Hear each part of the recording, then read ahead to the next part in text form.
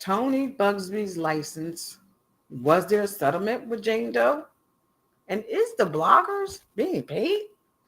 Hi, this is Dr. Lily M. Coley, and I want to talk about it, everybody. These are the three subjects we want to talk about for the next hour.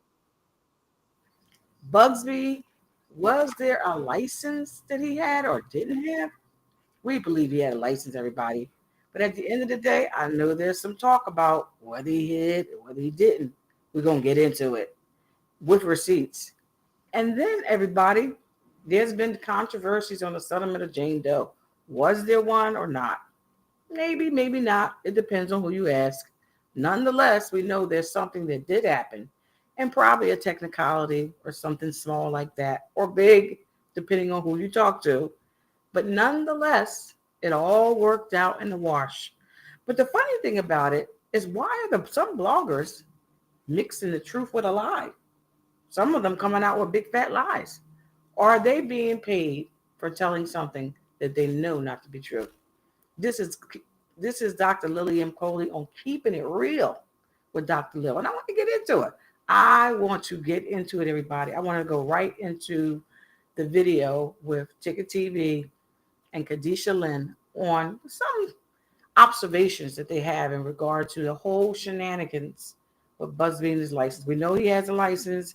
He had a license. He never lied, everybody. He said he only had been entered in the northern portion of New York. He was working on the southern, and they were going to have that deadline done on the 14th of February.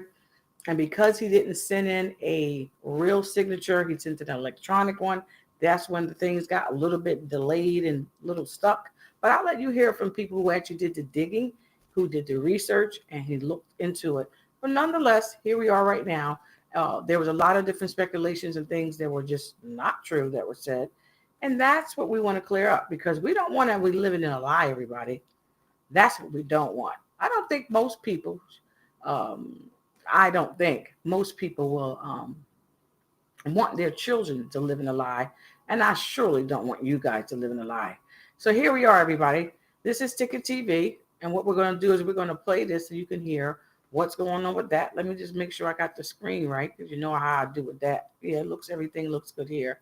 And we're going to play this. He's just going to give you a little bit of background. And then he's at a point now to talk about the registration of the license, blah, blah, blah, just so people can understand how other people were lying. That's why you're being shown this. Not that you need to go work at the clerk's office, but that you need to also understand that there is a process with court, right?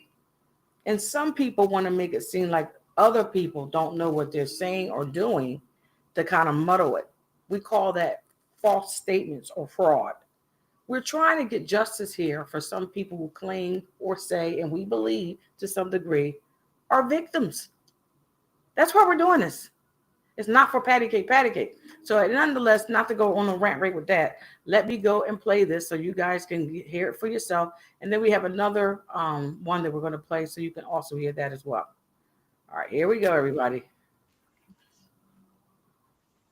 All right, hold on. That's the wrong one. Let me see which one I want. Okay, let's see. We're going to stop sharing this one. Let's stop sharing this one. I shared my own screen, everybody. Okay, let's see, because there's too many windows open. But I know I'm going to go to the right one. I'm going to get there.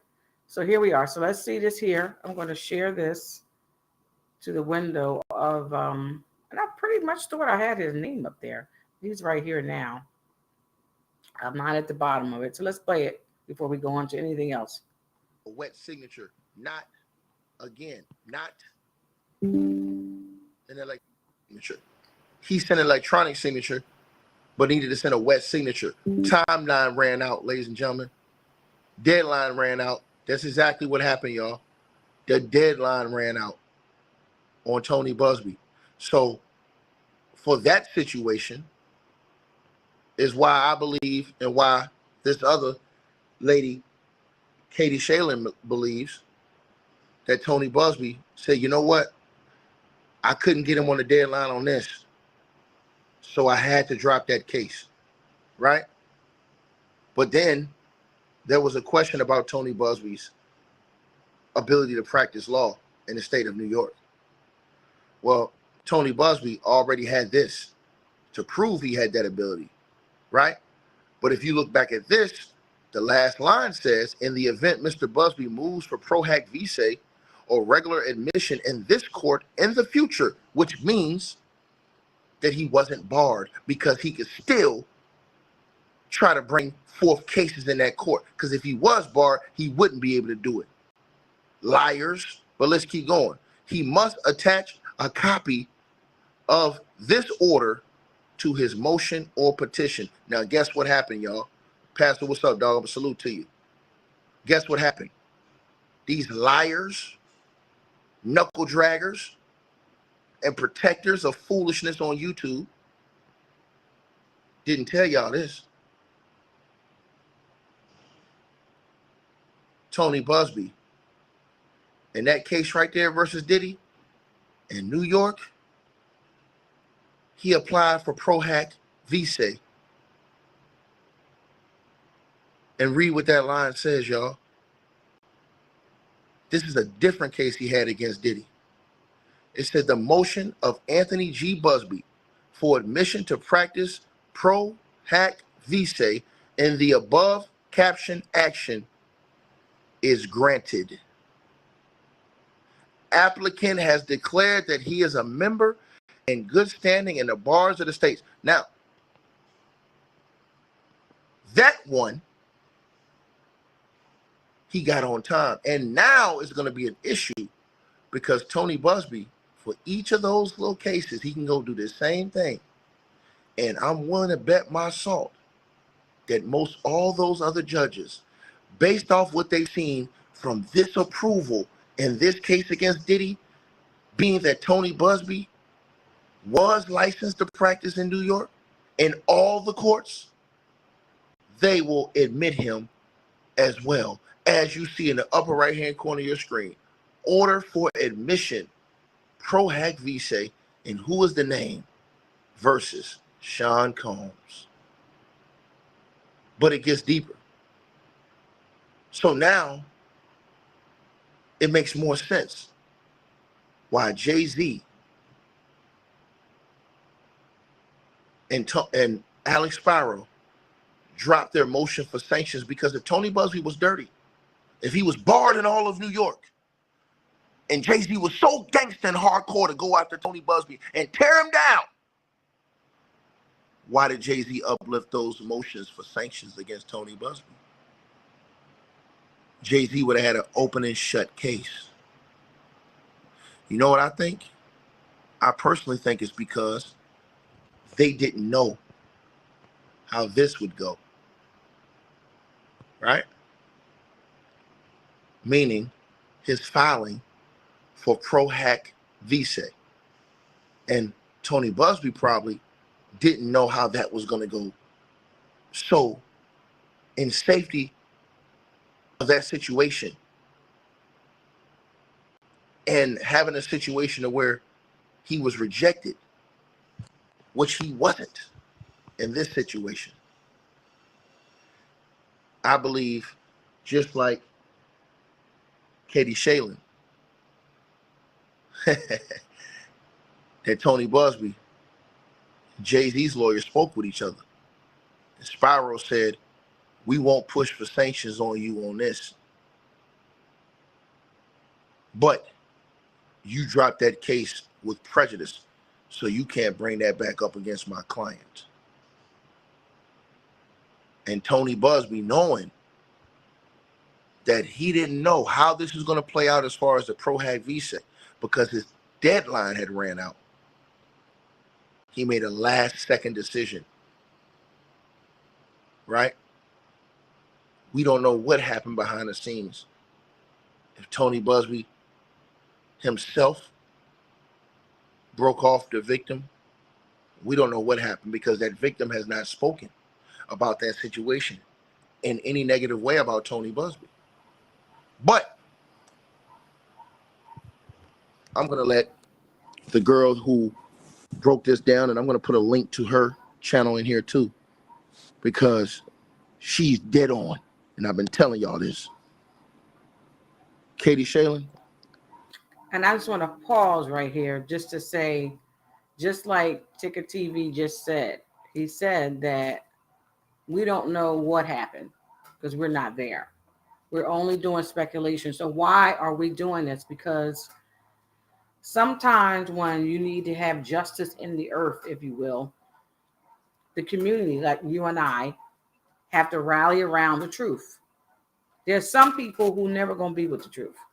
They're gonna always be with a lie.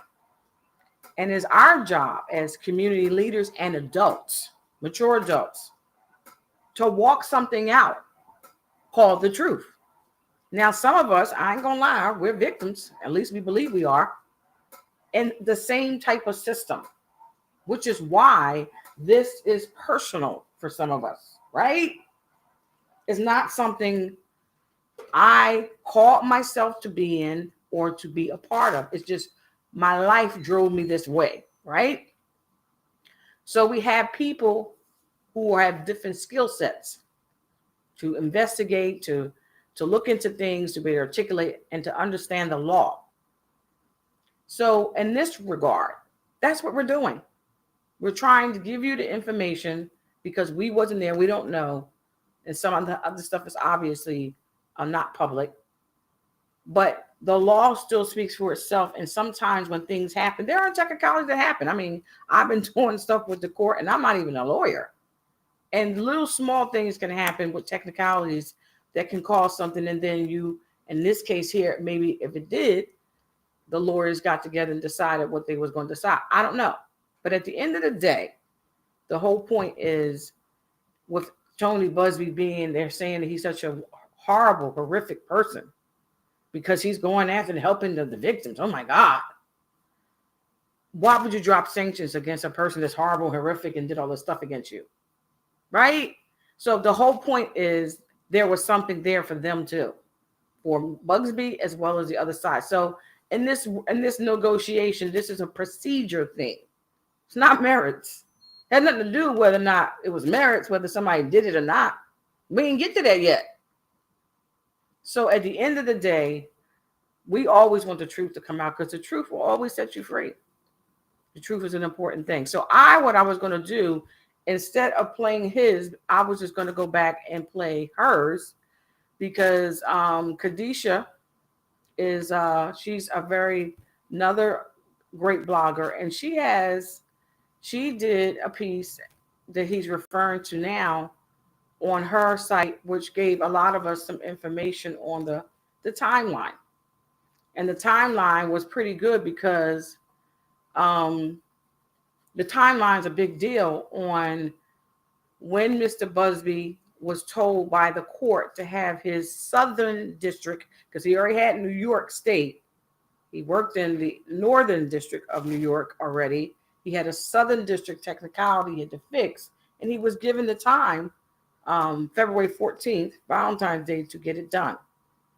And in between that time, things happened. So on February 4th, as you're going to see, that's when the sanctions from the other party, Alex Spiro, withdrew their motion for sanctions. And this is what the young lady wants to explain so that people can understand really what was behind that, right? What was it really? And that's, of course, it's a speculation, but if you have a so-called card, then you play the card. You don't get rid of it. But at the end of the day, it is what it is. This is all a part of what it's part about. So I'm going to play it for you. You can come to your own conclusion because you've got your own mind. You can think, you can know and think, and then you can mix that together with the law, your discernment, and come out with whatever you want to come up with. And hopefully it'll be something fair and purposeful, so to speak.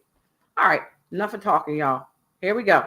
To practice law in New York State and the Eastern District of New York, but he basically wasn't registered for the Southern District of New York. Now, of course, Tony Buzbee wasted no time and he did file for pro hac vice, which at first was denied because he didn't submit it with a wet signature. This is literally nothing. Basically, he just electronically submitted his signature, but a wet signature needed to be a handwritten signature made with a pen or another marking on the physical document itself.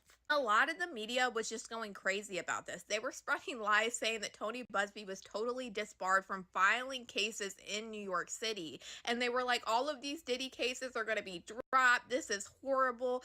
Well, that's not the case, because the motion for Tony Buzbee to serve under Pro Hac Vichet has been granted by the judge. Now, this case against Diddy will be able to move forward in the Southern District of New York. All Tony Buzbee had to do was do a physical signature on this Pro Hac Vichet admission paper. Tony Buzbee will have to go ahead and do all of these individually in the Southern District of New York, but you can assume they're probably going to be accepted by the judges, just like this one was. Now I'm going to tell you the very interesting part on how this ties back to the Jay-Z and Diddy case. In the list of sanctions that Jay-Z and Alex Spiro wanted on Tony Buzbee, they are the ones that said that Tony Buzbee was not even admitted to the Southern District of New York. During this time, Tony Buzbee told the judge that he was admitted to practice in the Eastern District of New York, and he intended to apply for the Southern District of New York, but she gave him the February 14th, 2025 deadline. The day that Tony Buzbee dropped this Jane Doe lawsuit against Jay-Z and Diddy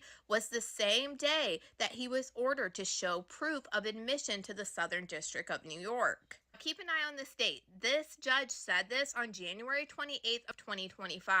Not even a week later is when Jay-Z and Alex Spiro would say that they wanted to drop the sanctions against Tony Buzbee after talking to the plaintiff's counsel, which would be Tony Buzbee, who consented to the submission and agrees to the withdrawal without prejudice. Basically saying Tony Buzbee agreed for them to remove the sanctions against him. Which to me makes no sense why Alex Spiro and Jay-Z would have dropped these sanctions against Tony Buzbee. Because if Tony Buzbee was not permitted to practice law, this is something that he could have been sanctioned for.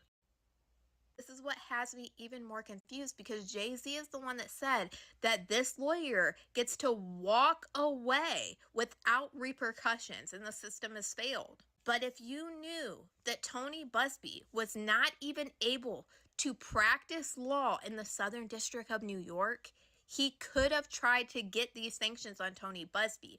But instead, he randomly withdrew them. And he admitted that he talked to Tony Buzbee about this. And then not even a week later, Tony Buzbee drops this whole lawsuit against Jay-Z and Diddy with prejudice, meaning it can never be brought up. Instead of trying to move forward like he's doing with all of these other cases against Diddy, Pro Hac Vichet. To me, in my opinion, the only thing that makes sense, it sounds like there was a conversation. We will drop trying to go after you for sanctions because we know we got you. If you drop this lawsuit with prejudice, that way it can never be brought up again. Now, I could be wrong. This is only my guess, but this is absolutely the only thing in the world that makes sense about this. For you to drop sanctions on somebody that you knew, you're the one that brought this up. Jay-Z and his lawyers are the one that brought this up about Tony Buzbee and basically put it into the air and let it be known. And this is why now Tony Buzbee is having to address this. But if you knew this and you were going after him for sanctions, why in the world would you stop it? You were saying that this man brought on false stories about you on purpose and he slandered your name and all of this, and you said that you're going to go after him, but you stopped doing exactly what you said you were going to do, and you had it in the bag, honestly. The only lawsuit out of all 30 lawsuits that Tony Buzbee has filed, he drops without prejudice against you and Diddy. I don't know, there's still a lot more coming out about this, but it doesn't look like Diddy's necessarily off the hook like what the media is trying to portray. But you guys let me know what you guys think about all this in the comments.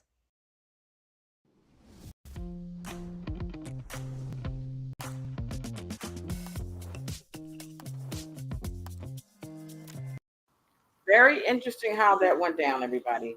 I think that just knowing that somebody is saying what they're saying, because people say a lot of stuff, and the rubber don't always meet the road. But let's talk about it. I think that in one regard, you have what she said in terms of the one thing that you might have a card on the person because of technicality, and then you say what you say. But at the other end is that the reason why all this kind of took place wasn't because of merits. It was because of procedure. And if he had a conversation with Tony Buzbee, I bet the real deal was that Tony Buzbee must have said, look, he probably shared some of that evidence because I'm sure he had something to work with, even though this situation with his Southern District of New York pro hack wasn't admitted to the court timely, or it wasn't admitted to the court timely, but he needed a wet signature, which is a real signature as opposed to electronic. And as a result, got into a court in a glitch, if you will, missed the deadline, the 14th, and came up with a compromise. But I'm sure there's some of that stuff that's out there, and that's just one case. There were several cases against both parties. Well, Diddy got plenty, but there's several that was filed, I believe, at that point, or maybe one. Diddy had a lot more filed, and then the other parties were going to get some filed against them, but they didn't do all of them. But the Jane Doe was just the one that they had in common. But nonetheless, what do you guys think? Do you think that this is true? I mean, what reason could it be for people to drop sanctions for somebody they know they got you? Now, I got to share a secret with y'all, but it ain't a secret. I'm not even an attorney. I had attorneys who, what I consider low end, in a case that I'm involved with, and they wanted to put sanctions on me. In fact, they did. Illegal sanctions. The illegal sanctions led to illegal liens on my property. I'm not even an attorney and didn't even do nothing wrong. So at the end of the day, sanctions is supposed to be to teach an attorney a lesson about this, that, and the other. Here I was actually sanctioned illegally because the judges and these bad attorneys were working in cahoots to get money and to try to get rid of the case, but neither happened. I guess they did get their money though. So at any rate, I just wanted to bring that up and talk about that because I think that's very important. The other one I wanted to talk about is settlement. Whether or not you all believe there was a settlement. Now that kind of ties into what she said, because in one hand, it wouldn't be a settlement if you already knew that you were going to withdraw something beforehand. So that kind of takes that away. On the other hand, was there another person involved, a third party, as I said in another video, a A-lister person who didn't want their name mentioned, and they came into the picture and decided to help with the withdrawing of the case. So that's an interesting thing too, whether or not there was a settlement or the third party, which affected all the parties or not.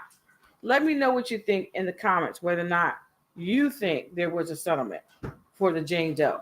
Did she just walk away with a motion that was a voluntary motion to withdraw? She just walked away from the case with nothing. She just walked away, everybody. So I just feel there's a little something going on there, but that's my opinion. So I wanted to stop and see what y'all thought about that. Let's talk about that for a second or two, because I know that everybody has their opinion on that, the settlement piece. And then the last thing I wanted to talk about is, y'all know I don't do long vlogs, and if there's not a lot of people on and we're not talking, we need to probably just keep it moving. But what do you think about bloggers who's putting out all these lies? I'm not even going to bring them up to give them any play.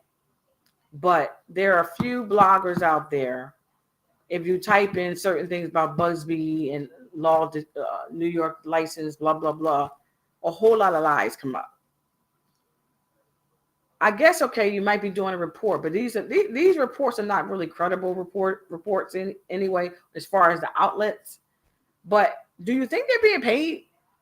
Because some people sent me some stuff and they said there's a narrative out there to always go against obviously the other side, and who would be the person that will finance it? I said, well, probably be the defendant, whoever the defendants are, and those people would try to do it. And they're saying that that's exactly what's going on right now with Diddy's case. They're trying to make this big media smear campaign so that it can flood up the jury pool, it can flood up everything.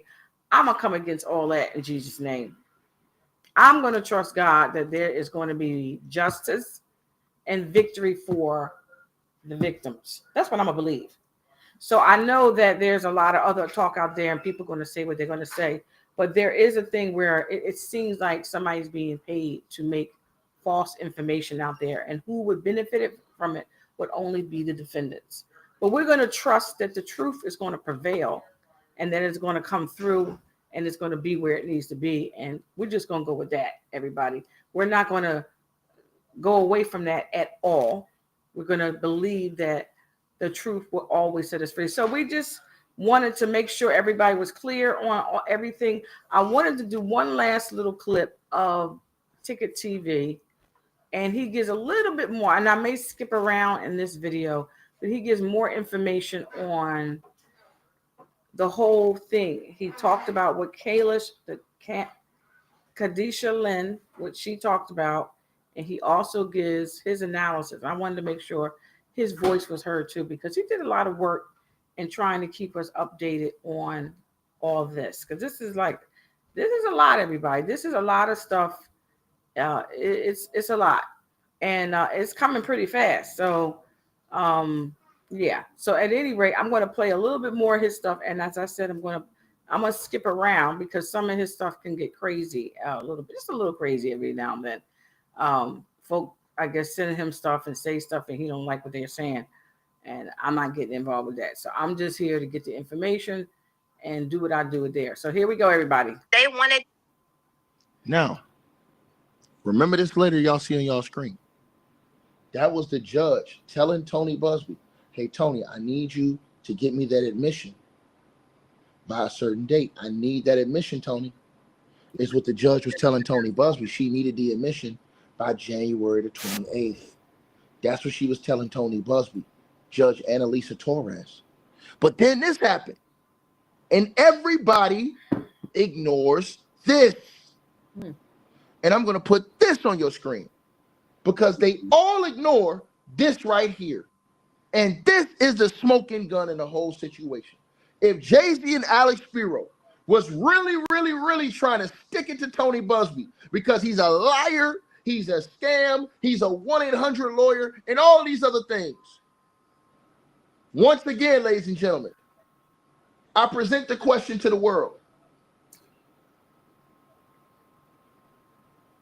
Why did they file to drop sanctions against Tony Buzbee? Their motion for sanctions. Why? If Tony Buzbee was a scumbag, why not go get Tony Buzbee out of here? They will never answer that question. You know why? They don't have the answers to that questions. She gave him the February 14th, 2025 deadline. The day that Tony Buzbee dropped this Jane Doe lawsuit against Jay-Z and Diddy was the same day that he was ordered to show proof of admission to the Southern District of New York. Keep an eye on the state. This judge, Jane Doe. Y'all know what she just said? She just told y'all what it was. That was the technicality and why Tony Buzbee dropped the case. Not because the girl was lying, not because he didn't vet her, not because they didn't have evidence. It's because of a technicality and the timeline ran out. I don't know what made that situation get dragged like that, but let's keep going. I want y'all to hear this. For the Southern District of New York, but she gave him the February 14th, 2025 deadline. The day that Tony Buzbee dropped this Jane Doe lawsuit against Jay-Z and Diddy was the same day that he was ordered to show proof of admission to the Southern District of New York. Keep an eye on this date. This judge said this on January 28th of 2025. Not even a week later is when Jay-Z and Alex Spiro would say that they wanted to drop the sanctions against Tony Buzbee after talking to the plaintiff's counsel, which would be Tony Buzbee, who consented to the submission and agrees to the withdrawal without prejudice. Basically saying Tony Buzbee agreed for them to remove the sanctions against him. Which to me makes no sense why Alex Spiro and Jay-Z would have dropped these sanctions against Tony Buzbee. Because if Tony Buzbee was not permitted to practice law, this is something that he could have been sanctioned for. This is what has me even more confused because Jay-Z... Now let's stop right there. That's why these dudes on YouTube ain't on my level, nigga. Because if Tony Buzbee was barred and he was not licensed to practice in New York, Jay-Z, who and them dudes who've been talking all this shit, could have got him up out of here easy with sanctions. Why did Jay-Z and Alex Spiro drop the motion for sanctions? Why? If they had Tony Buzbee to the wall, Tony Buzbee tried to destroy Jay-Z allegedly. He allegedly tried to destroy Jay-Z. So wouldn't Jay-Z come and make sure he made an example out of this quote-unquote 1-800 lawyer in a cheap suit? Nah, baby. The truth is a lot more sinister, y'all. Oh, yeah. So, as you see on your screen, it was Jay-Z's lawyer, Alex Spiro. Dear Judge Torres, we write on behalf of defendant Sean Carter to respectfully request that Mr. Carter's motion for sanctions pursuant to Federal Rule of Civil Procedure 11 be withdrawn. At this time, without prejudice, we have discussed this matter with counsel for plaintiff who consents to this submission and agrees the withdrawal is without prejudice. Respectfully submitted, Quinn Emanuel Ukart and Sullivan LLP, signed Alex Spiro. Now, the girl is telling you what I told y'all. And then a week later, Tony Buzbee, at that deadline, had to drop that suit because of the date of the technicality.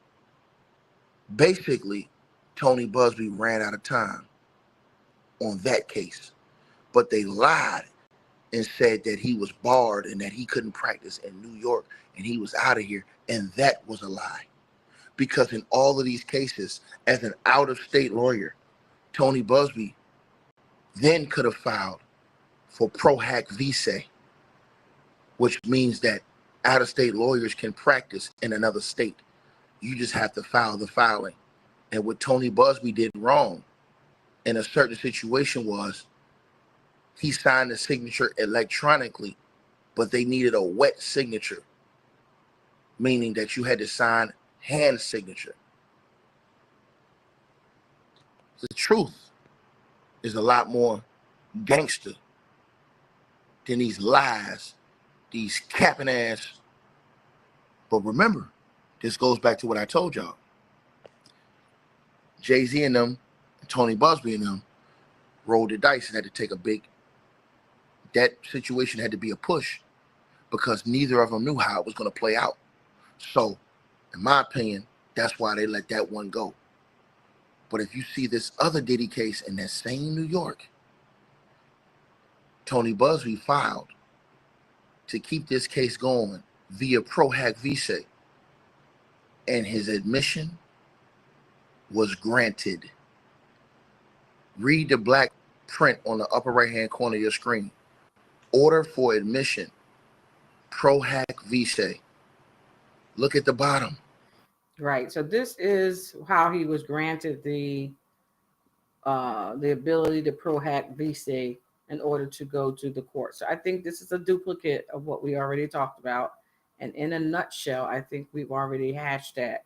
So sometimes some of the stuff, the semantics on the dates, like February 4th, when Alex Spiro withdrew the sanctions, it's kind of weird because I guess maybe somewhere you had Bugsby still had 10 more days and wasn't going to know until 10 more days that they were not taking his um, signature because it wasn't a wet or live or real signature. It was an electronic. So that's where I think that maybe perhaps they might felt like they had the card, but I don't know what kind of card you really had. I don't see it. I mean, I see it, but I don't see it. Because yeah, you could say, hey, we can try to go and sanction you because you shouldn't have filed, blah, blah, blah, blah, blah. But that's always a thing where people withdraw cases and then they just refile them. So I don't see why that was a big deal. And I think that Ticket TV is right. It's a gamble, right? That people will gamble on what their next decisions will be as far as the chess move, if you will. So yeah, the three things we wanted to talk about with the Buzbee license. I think you guys saw that for real. And I like to keep showing it, but I don't. I guess it's not necessary. On a previous video, and then the settlement, we kind of hashed that down. It's a lot of talk out there. And I think some of it's because people are so dishonest. You don't believe nothing they say. I mean, once they say false in one thing, false in everything. So sometimes when people lie and they do fraudulent stuff with their data and their businesses and they just don't have good ethics at all, you don't believe nothing they say. You just don't believe nothing. So that's where we are with that. And then, of course, bloggers, where the bloggers are being paid, because it seemed like some bloggers were acting like we were worshiping Tony Buzbee. No, we were thankful that somebody actually went after the perpetrators in this case, and they're all innocent until proven guilty. But give me a break. If somebody says an allegation about something and it's quite a few people, we might want to look into this. Maybe. So now he's the problem. So it looked like with Tony Buzbee, he had people go after his family and follow him. Well, we and my godson Ramir Satterway went through the same thing. Same thing. I had people come to my home. I had people try to get in the home. I had people follow us, all because we were trying to seek out our truth. And we didn't even get to the next step. They just wanted us to drop it. That's how bad. I mean, I had never seen anything like this on trying to just get your rights and just go to the court, why this was such a big deal. But now I know. Now I know what all this going on now. It makes sense, everybody. It makes more sense than it did back then.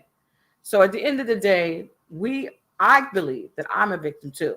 So that's why this stuff is very dear near to me, because nobody knows what you're going through except for the people that's in it and when they're going through it. So don't come back and tell me what you know, because if you don't been through it, you don't know. And at the end of the day, when you have a state or a system that's going against the victim, and you know you're a victim, that's a problem. So you wonder, where am I? So at the end of the day, I'm glad that we have somebody that goes after perpetrators and allegations, that we are hoping and praying people are not lying, going after people who may be the perpetrators because of the allegations against them, and letting the court of law do it. I don't need to have an investigator and people following somebody and coming to your house, all this, and you're innocent. I mean, really, you really told on yourself if you have to go through all that. But at the end of the day, what do you guys think? What do you think? Let me know how you feel and what you think in the comments. Everybody's got their viewpoints and opinions, and it's all good, because somewhere in the mix there, the truth will come out, because it always does. It always does. So I just wanted to come on here and talk, get a little something going. I thank God for all of you. This is Keep It Real with Dr. Lil. I'm going to be tuning out, but hopefully we'll talk to you in the near future about things that we believe will empower you, help you, and to inform you of the truth. And then you can go do what you think you should do with the truth. And it always sets you free. It does. Some people want to be bound up. Some people want to be lost in the sauce. But if you want to be free and help other people get free because you love them and you want to do something to help leave a legacy for your life, then I hope you do it. I hope you get yourself free and work on yourself getting free, and then help the community in which you live uphold the truth in the Constitution of the people who died for this country and fought for this country, so that we could have an opportunity to be heard no matter what our income is. That's what this is all about. So I'm so glad that we have people such as Anthony Buzbee and all those other attorneys out there who have the gall and the boldness to go after perpetrators, because somebody has to do it, especially when you have victims, because it's only going to get worse if you don't stop it. Thank you so much for watching. This is Dr. Lily M. Coley on Keeping It Real